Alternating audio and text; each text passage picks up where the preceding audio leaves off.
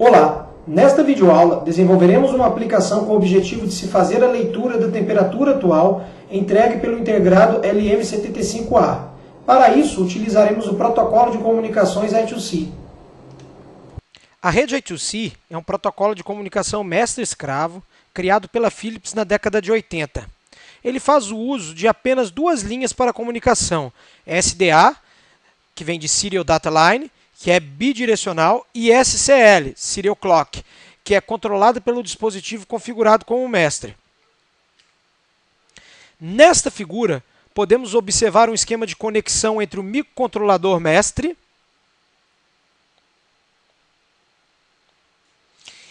e três dispositivos escravos.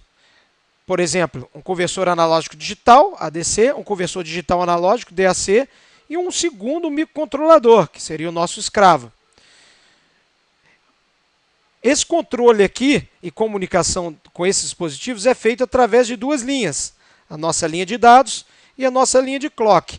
E observe que é necessário colocar aqui dois resistores de PUAP, né? Um para cada linha dessas aqui.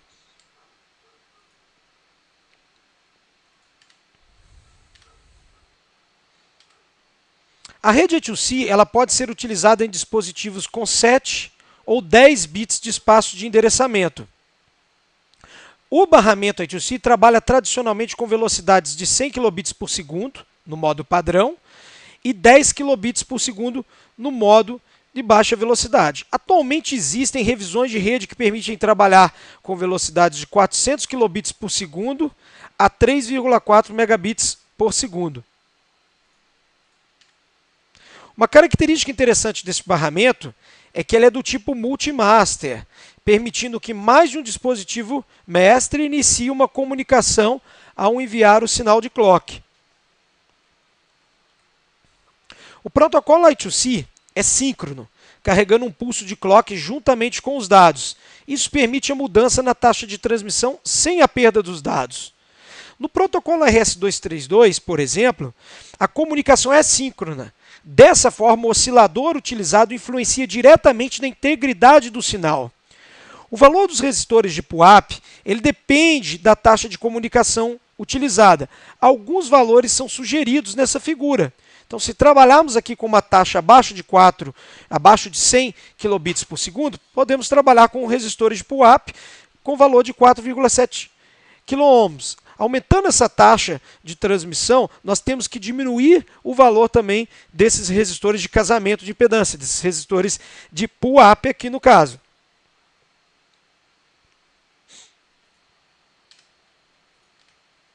O protocolo I2C tem o seu funcionamento baseado em condições e eventos, que podem indicar quando uma transferência está começando, parando ou mesmo sendo reconhecido, dentre outras. O primeiro elemento que precisamos analisar é a condição de início, ou seja, a condição de start. Essa condição indica que o dispositivo deseja transferir dados ao barramento I2C. Aqui nessa figura nós temos aqui uma descrição do funcionamento da condição de início, da condição de start. Bom, o que nós podemos observar aqui é que a linha de dados, a linha SDA, ela deve passar de um nível lógico alto para um nível lógico baixo, enquanto a nossa linha de clock, né, a linha SCL, está em nível lógico alto. Então, essa é a condição de start. Outro elemento utilizado é o elemento de parada, ou seja, o elemento stop. Nessa condição, o dispositivo indica que sua transferência de dados chegou ao final e este deseja deixar o barramento livre para outros dispositivos. O seu funcionamento, representado aqui através dessa figura, é da seguinte forma. A linha de dados SDA ela deve passar para um nível lógico alto. Ela deve ir de um nível lógico baixo para um nível lógico alto, enquanto a linha de clock permanece em nível lógico alto. Então, essa é a descrição do funcionamento aqui do elemento de parada, do elemento stop. qual que é a próxima condição? Condição de reinício, de restart. Ela indica que um dispositivo deseja transmitir mais dados, né? Ou seja, vamos imaginar aqui que o nosso dispositivo mestre ele deseja transmitir mais dados sem liberar a linha para um outro dispositivo. Então, como que é o funcionamento aqui nesse caso? Nesse caso, nós temos aqui a nossa linha de dados, SDA, indo de nível lógico baixo para nível lógico alto, né? Enquanto a nossa linha de clock aqui faz uma transição, né? Ela está em nível lógico alto, né? Depois veja que a nossa linha de clock ela vai de nível lógico alto para nível lógico, de nível lógico alto para nível lógico baixo, de nível lógico baixo para nível lógico alto. Então nós enviamos aqui uma outra condição aqui na nossa linha de dados indo de nível lógico alto para nível lógico baixo. Essa é a condição, é a formação aqui do elemento chamado restart. O elemento acknowledge, ACK, ele indica quando um dispositivo receptor, imagina que um dispositivo escravo, ele reconhece a transferência de cada byte, ele reconhece que o dispositivo mestre, né, ele enviou os dados e ele recebeu aqueles dados. Então, a partir dessa condição, o dispositivo mestre ele sabe que o dispositivo escravo, por exemplo, recebeu aquela mensagem enviada. E como que é o seu funcionamento? O seu funcionamento aqui é da seguinte forma. A linha de dados SDA, né, ela deve aqui permanecer, né, em nível lógico baixo, né? Veja, ela foi de nível lógico alto para nível lógico baixo, então ela permanece em nível lógico baixo durante o 9º pulso de clock. Esse SCL aqui, no caso, é o 9º pulso de clock da nossa linha de clock. Então, dessa forma, ele consegue entender que o dispositivo escravo deu um acknowledge, reconhecendo que os 8 bits de dados, por exemplo, foram enviados. Existe também a condição de not acknowledge, NACK. Isso indica ao dispositivo transmissor que nenhum receptor naquele barramento reconhece os dados transmitidos. Seu funcionamento é exatamente o oposto do que a gente explicou anteriormente para a condição acknowledge. Ou seja, neste caso, a linha de dados SDA ela permanece em nível lógico alto durante o 9º clock de pulse da linha SCL. No elemento de transmissão de dados, data, 8 bits de informação são colocados no barramento de dados, barramento SDA. Cada bit é apenas considerado válido quando a linha de clock SCL está em nível lógico alto. Então, os 8 bits eles são transmitidos e eles são dados como válidos lá pelo dispositivo, por exemplo, escravo, que está fazendo a leitura desses bits, né, desse byte de informações, né, desses 8 bits, no momento do rising edge, ou seja, da borda de subida da linha de clock. Então, se a borda de subida da linha de clock, no momento em que ele estava com essa borda de subida, a linha de dados estava em nível lógico alto, ele entende que aquele bit vale 1.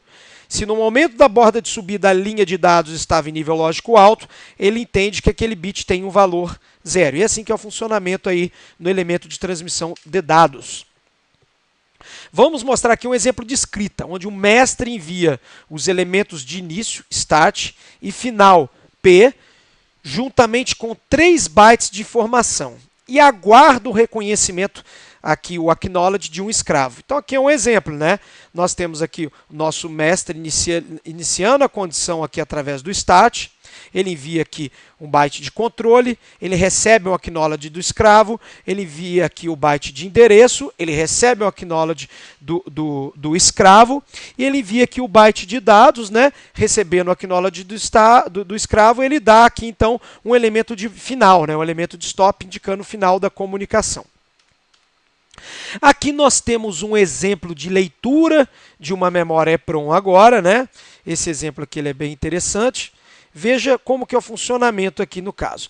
O dispositivo, então, mestre, ele envia o início da comunicação. Ele envia aqui o start, juntamente com o byte de controle, que contém aqui, no caso, o nó do escravo ao qual ele deseja fazer a leitura. Muito bem. Veja que o escravo responde com acknowledge, né? E aqui, veja que interessante, né? O nosso dispositivo mestre, ele envia aqui o Ctrl Alt, né, para o dispositivo de escravo, para que com o endereço, né, do byte que ele quer fazer a leitura, né, vamos dizer assim, do registrador que ele quer fazer a leitura daquele escravo, e o escravo envia o acknowledge juntamente com os dados aos quais o dispositivo mestre pediu a informação. De qual registrador, no caso, o dispositivo mestre pediu a informação. O escravo, ele envia isso daqui. É exatamente isso daqui que nós vamos fazer no nosso exemplo de leitura, né, de temperatura do LM75, do nosso dispositivo aqui do sensor de temperatura. Bom, vamos falar agora do LM75A, suas principais características, né? Ele tem um range de alimentação de 2,8 volts a 5,5 volts. O seu range de temperatura vai de menos 55 a mais 125 graus Celsius.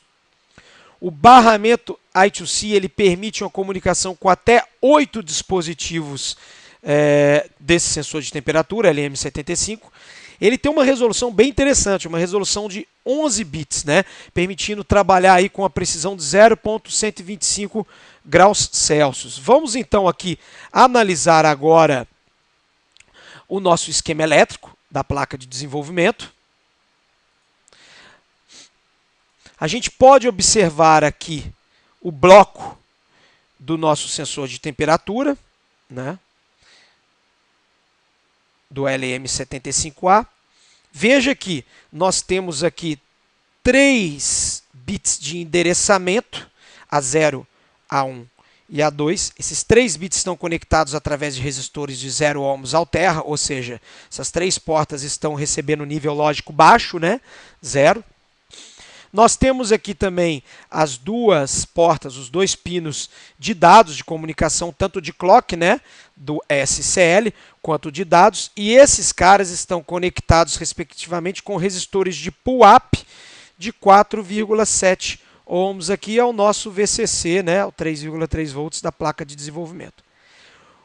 O SCL do sensor ele pode ser conectado, né, o pino de clock do sensor ele pode ser conectado aqui através do jumper J16 à porta PB10 do microcontrolador, e o barramento de dados, né, SDA, por sua vez, ele pode ser conectado através do jumper 17 à porta PB11 do nosso microcontrolador. Aqui nessa figura, nós temos o diagrama interno dos blocos do LM75A. Este dispositivo ele pode ser operado em 2 modos distintos, o modo normal e o modo shutdown, né? No modo normal, o dispositivo executa conversão a cada 100 milissegundos, garantindo que o registrador temp seja atualizado a cada conversão. Já no modo shutdown, o registrador de temperatura, né, o registrador temp, ele armazena o último valor de conversão enquanto aguarda um comando de leitura ou escrita através do barramento I2C. Bom, os outros registradores, né, presentes no LM75A são os registradores de sobretemperatura, né, o registrador TOS, né, que ele indica quando a temperatura no nosso dispositivo é maior do que um limite, né, ajustado. E temos também o registrador de histerese, né, o registrador TIST. E também o registrador de configuração, para se fazer a configuração do funcionamento do dispositivo. Então, nesta figura aqui, é possível a gente observar aqui uma tabela, né, com todos esses registradores, né, o endereço de cada um deles no microcontrolador, que a gente tem que passar do microcontrolador para o LM75A, qual o endereço que a gente deseja fazer a leitura ou a escrita, né? No caso, por exemplo, do registrador temp, né, que está no endereço 00, nós só queremos fazer a leitura, porque esse é um registrador de apenas leitura, read only, né? Então todas essas informações aqui são bem interessantes. O dispositivo ele ainda tem uma saída nominada OS, que seria de Over Temperature Shutdown, né? E o seu estado lógico dessa saída OS, ele vai variar dependendo de algumas condições, né? Dependendo do valor da temperatura atual, né? Então ele faz a leitura do valor da temperatura atual e compara aqui no caso com dois registradores, o registrador TOS, né? E o registrador de esterese. Ele tem essa sua saída, é uma saída física do microcontrolador, variando de acordo com esses dois registradores. Bom, o registrador de leitura de temperatura, né, o registrador temp, ele possui aí 16 bits, sendo que apenas 11 desses bits armazenam a informação. Então nós temos aqui, no caso, o formato desse registrador e alguns dos seus exemplos de conversão desse cara, né? Então alguns valores, né, em decimal e hexadecimal e o seu correspondente de temperatura em graus Celsius, tanto positivo quanto negativo. É interessante observar aqui que toda a informação aqui, a leitura, né, desse cara, está contida aqui nos 8 bits do registrador aqui do byte mais significativo, em apenas 3 bits, né, do byte menos significativo. A gente vai ter que fazer na aplicação uma forma de filtrar e não fazer leitura, no caso, desses 5 bits menos significativos, né, do byte menos significativo aqui no caso.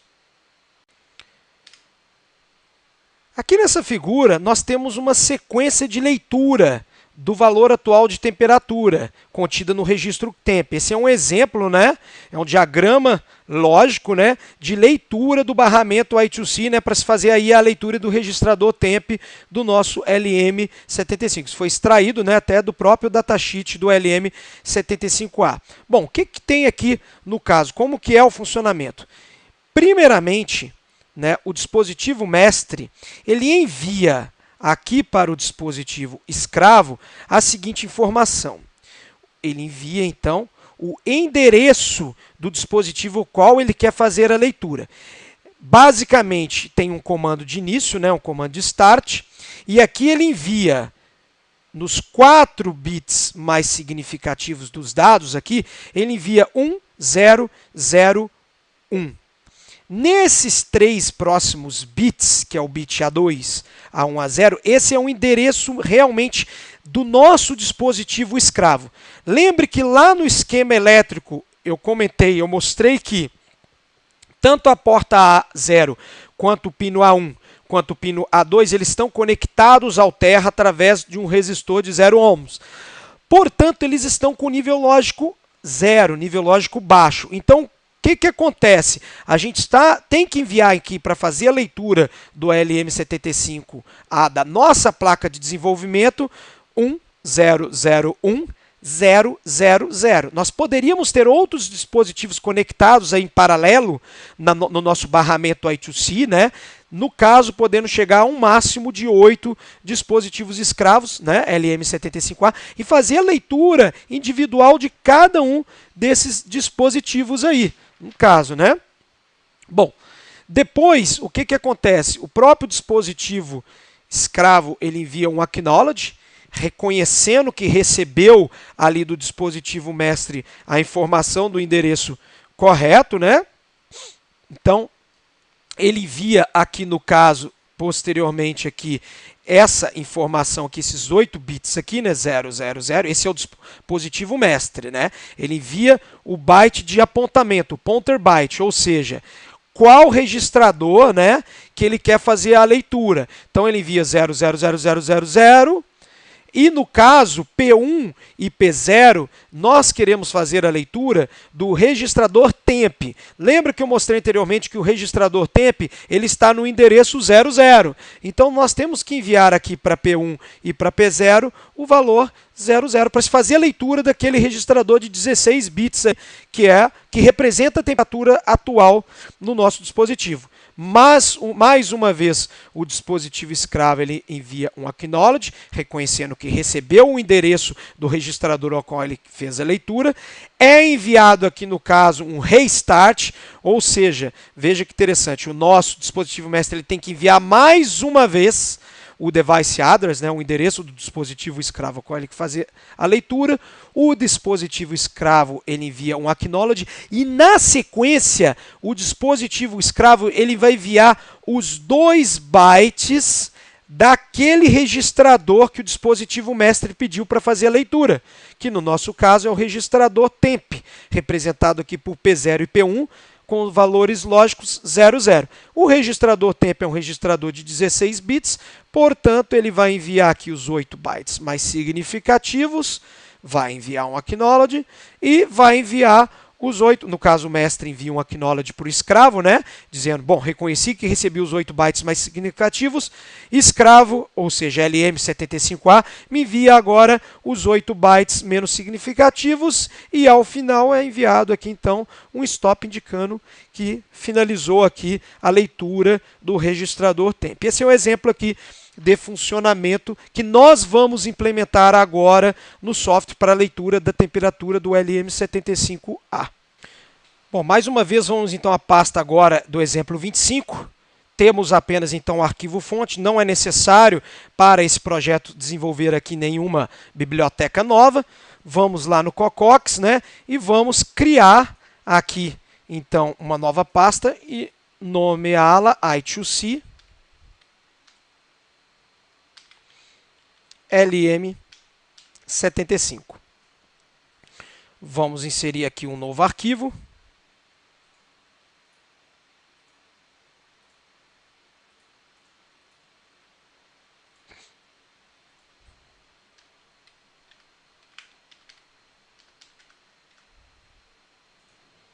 Com o mesmo nome, I2C LM75.c. Deletar o arquivo fonte da videoaula anterior, para não se gerar conflito.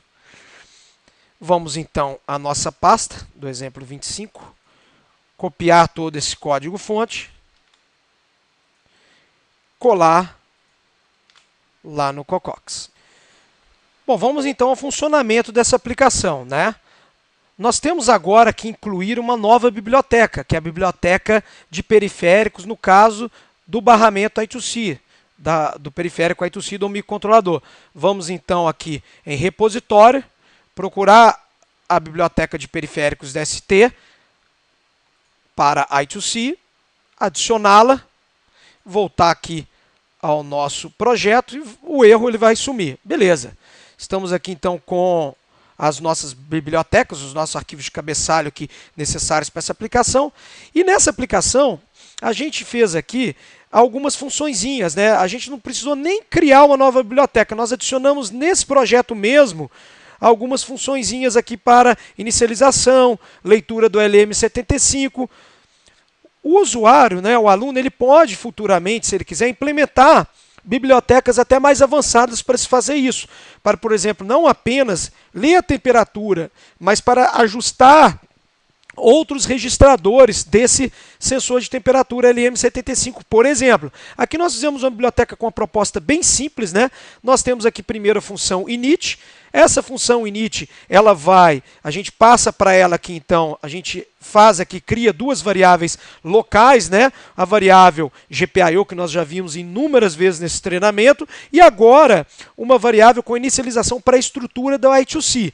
Essa estrutura, né, ela contém aqui alguns membros básicos, como por exemplo a velocidade do clock, o modo de funcionamento, o ciclo de trabalho, o endereço no caso do mestre, né, o próprio endereço do mestre, a gente pode especificar um endereço aqui para o nosso mestre. Aqui habilita ou desabilita o reconhecimento, né, no caso, né, e o endereço de reconhecimento. Então, Olha só que interessante, né? Nós temos aqui, então, a inicialização das portas GPIO para o funcionamento correto do nosso I2C. No nosso caso, nós temos que trabalhar com os pinos 10 e pino 11 da porta GPIO-B. E nós configuramos ambos os pinos como Alternate Function Open Drain e uma velocidade aqui bem alta, de 50 MHz. Então, essa é a configuração básica aqui de GPIO para se trabalhar com o nosso barramento I2C, podendo aqui trabalhar com velocidades, inclusive, até bem altas aqui, né, do nosso barramento. Bom, fazemos então a inicialização aqui do nosso periférico, aqui do nosso barramento APB1, né, tanto para o periférico I2C, no caso aqui eu fiz duas vezes aqui inicialização para o I2C 2, né, o barramento I2C 2. Nós aqui fazemos, então, a inicialização de toda a estrutura aqui do I2C. Então, nós configuramos aqui o modo de inicialmente o modo de funcionamento do barramento, né? Então, ele vai funcionar aqui no modo I2C 2. Configuramos o período de funcionamento do sinal para o modo rápido, né? Aonde o período de baixo, em nível lógico baixo, dividido pelo período de nível lógico alto, é igual a 2. Então, é a forma que a gente configurou aqui para um funcionamento de modo rápido, né? Depois, nós configuramos o endereço do mestre como sendo o endereço 00. Nós habilitamos o funcionamento do reconhecimento, né? E nós dizemos que este reconhecimento ele será feito no 7º bit. Então, o 7º bit será utilizado para o reconhecimento. Nós configuramos a velocidade do clock do nosso I2C para 100 kHz, né? E inicializamos todos esses parâmetros aqui para a nossa rede I2C. E, finalmente, habilitamos o funcionamento da nossa rede. Bom, em segundo, nós temos aqui a função de leitura, né, do registrador de temperatura. Ela implementa, essa função aqui, ela implementa exatamente aquele exemplo que a gente apresentou no PowerPoint para a leitura de um determinado registrador do LM75. Então, como é que ela funciona? Primeiro é enviado um comando de stat, já existe uma própria funçãozinha na biblioteca I2C para gerar o comando de stat. Após a geração do comando de stat, então o que a gente faz? O barramento, a gente verifica se o barramento se encontra livre para a próxima transmissão. A gente gerou um timeout aqui igual a 60.000 e implementou um loop aqui que fica verificando um determinado evento, que é o I2C Event Master Mode Select, né? Então ele fica aguardando esse evento. Se esse evento chegar, né, ele for reconhecido, a gente não retorna um valor de erro, um valor 255. A gente vai para as próximas linhas aqui da nossa função. Então, o que a gente, posteriormente ao comando de start, a gente aguarda, então, aqui a inicialização, né, checa esse evento do Master Mode, e nós, então, escrevemos o endereço do escravo. O endereço do nosso escravo é representado aqui pelo 0x90 em hexadecimal. Se a gente colocar lá na calculadora o endereço aqui, esse valor em hexadecimal, 90 em hexadecimal, para binário, nós temos justamente aquele valor que a gente mostrou lá no PowerPoint, 1001.000, representando quem? Representando que o endereço do escravo qual a gente quer comunicar é o 000 para os pinos A1, A0, A1 e A2. Então é isso que a gente acaba de enviar aqui na direção de transmissão, né? Não é direção de recepção, é direção de transmissão. A gente manda esses 7 bits aqui para o escravo. A gente gera um timeout aguardando o acknowledge do escravo. Então, se receber um acknowledge do escravo, maravilha, nós enviamos o próximo registro. A gente envia, aqui no caso, o endereço 00, porque é o registrador o qual nós queremos fazer a leitura, que é o registrador de temperatura. Aguardamos aqui um evento, né, do escravo reconhecendo mais uma vez a nossa transmissão e enviamos um comando de restart. Segue exatamente aquele diagrama que a gente apresentou anteriormente lá no PowerPoint.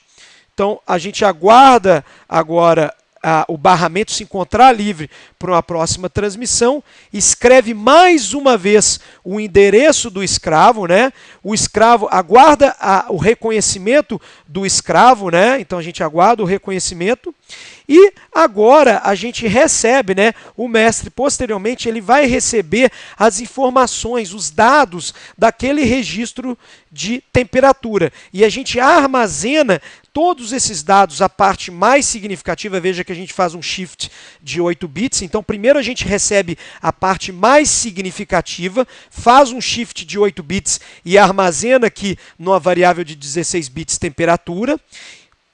A gente habilita aqui para se receber o acknowledge o mestre envia um acknowledge para o escravo e o escravo ele sabe, o LM75 ele sabe que o mestre ele recebeu corretamente aqueles 8 bits mais significativos e posteriormente a gente recebe os 8 bits menos significativos e complementa esses 8 bits menos significativos lá na nossa variável temp de 16 bits. Portanto, agora nós estamos com todos os 16 bits de informação de temperatura. A gente gera aqui um comando de stop, né, e retorna 0. Então a variável temp aqui na nossa função, né, que foi passada para a nossa função aqui, né, ela agora tem os 16 bits aqui contendo todas as informações do registrador de temperatura do nosso LM75A. Bom, explicadas as duas funções aqui para trabalhar com LM75A, vamos então ao programa nosso, que é bem simples, né, a nossa função principal aqui.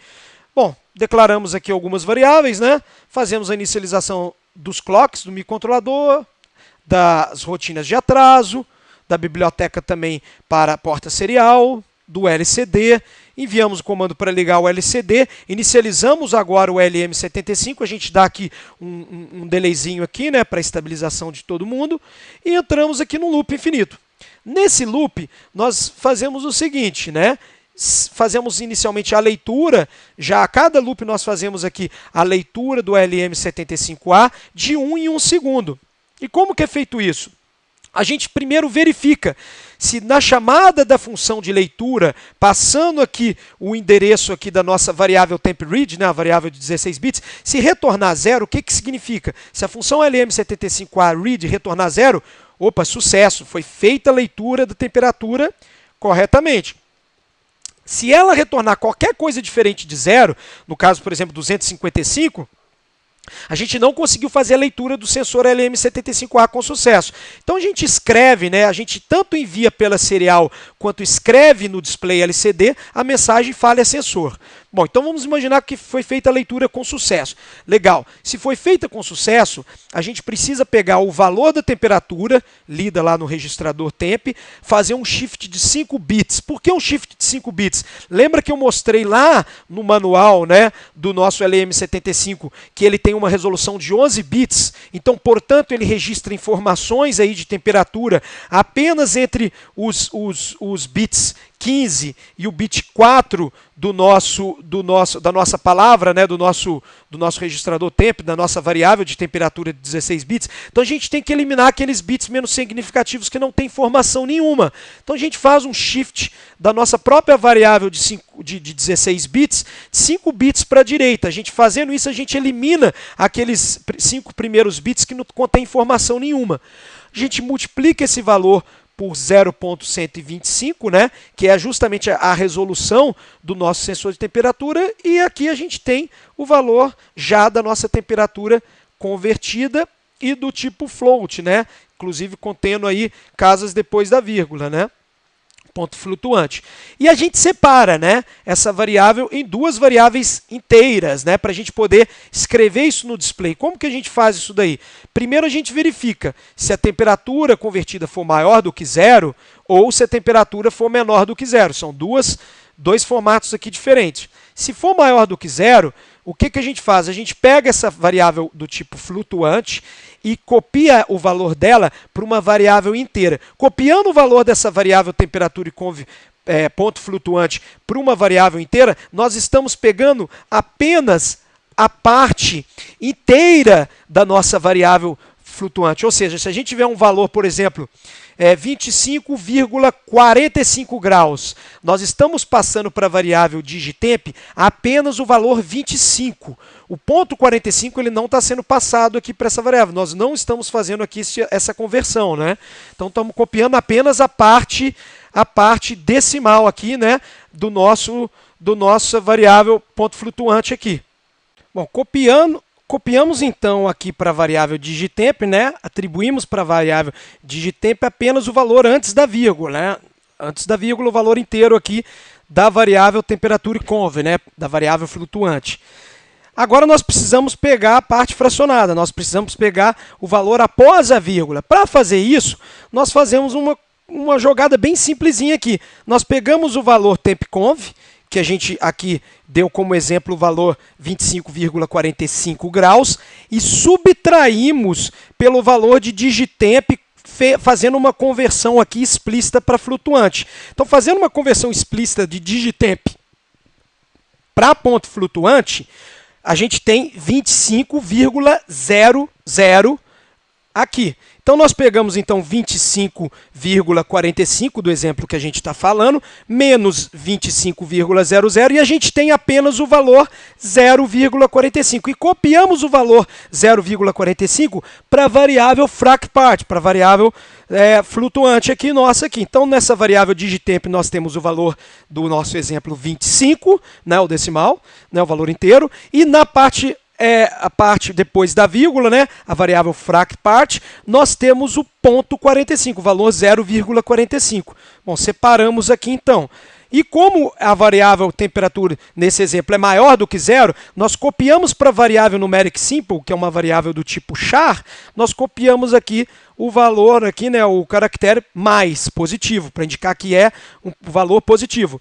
No else, a gente faz a mesma coisa, só que para valores negativos. E depois disso tudo, o que a gente vai fazer? Nós pegamos aqui e multiplicamos o valor de fracpart, né? Que, por exemplo, no nosso exemplo era 0,45. Nós multiplicamos aqui nesse exemplo por 10.000, né, para a gente ter aqui um número de casas decimais aí boas, um número de zeros depois da vírgula, né? E nós fazemos o que agora? Nós, então, zeramos a variável writeValue, né? E nós formatamos agora o seguinte, nós formatamos aqui uma mensagem para ser tanto escrita no display quanto enviada pela serial. E essa mensagem, ela contém aqui primeiro a nossa variável numeric symbol, né, a nossa variável do tipo char, que tem aqui tanto ou o valor mais, né, para temperaturas positivas, ou o valor menos para temperatura negativa. Depois nós passamos aqui a variável digitemp, que no nosso exemplo é o valor 25, então nós vamos ter o que sendo escrito tanto no display quanto na nossa serial. Nós temos aqui mais 25, depois nós imprimimos o ponto e depois nós garantimos aqui com a multiplicação por 10.000 4 casas decimais aqui depois da vírgula, 4 casas depois da vírgula. Então 25 mais 25,4500. Por isso que nós multiplicamos por 10.000, para ter possibilidade de ter 4 casas depois da vírgula. E esse é o funcionamento aqui da nossa aplicação. Agora nós vamos compilar, transferir o projeto e testar. Compilar nossa aplicação.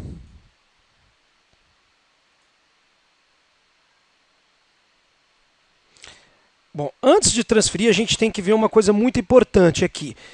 Os jumpers que nós temos aqui, o J16 e o J17, eles têm que estar na posição sensor de temperatura e não na posição display OLED, porque a gente sabe, lá no esquema elétrico é compartilhado os nossos pinos, né, para essas funções. Então nós vamos trabalhar apenas aqui agora com a função sensor de temperatura. Vamos então transferir a nossa aplicação. E de cara nós já temos aqui a leitura da temperatura atual aqui do nosso LM75A. Então, mais uma vez, muito obrigado pela atenção de todos e até a próxima videoaula.